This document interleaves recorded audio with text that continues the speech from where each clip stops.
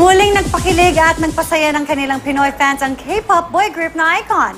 At good news sa K-pop fans, marami pang darating na Korean oppa sa mga susunod na buwan. Yan ang chika ni Aubrey Carampel. Balik Pilipinas ang K-pop group na Icon na binubuo nila BI, Jay, Bobby, Song, June, DK at Chan para mag-perform kagabi sa media launch party ng isang tech company. Kinanta ng Korean boy group ang ilan sa kanilang hit songs na Love Scenario,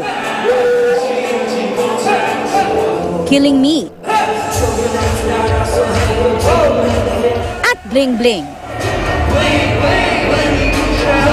Sobrang kilig ng Pinoy Iconics na maswerteng nakapanood sa pribadong event. Ipinagmalaki pa ng Icon member na si Jay o kilala rin bilang si Kim Jin Hwan na may alam siyang salitang Bisaya. Actually, I can only speak a little bit Bisaya. Sakit ako. Ang magkapatid na Kendra at Scarlett Kramer hindi nakasama sa launch kaya via video call nila pinanood ang mga idolo sa tulong ng kanilang daddy dog. Nilapitan pa sila nina Bobby at Jay para kawayan.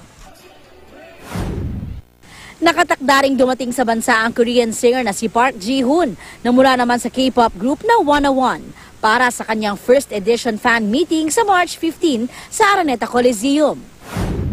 March 16 naman gaganapin ang fan meeting ng Korean actor na si So Ji-sub sa New Frontier Theater. Si Ji-sub ang lead actor sa mga Korean drama na The Master's Son at Oh My Venus na ipinalabas sa Kapuso Network.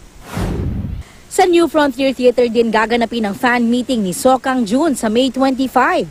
Miyembro si So Kang-joon ng South Korean actor group na Surprise at gumaganap bilang si Adrian sa Korean drama na Cheese in the Trap na ipinalalabas sa GMA na susundan soon ng Are You Human?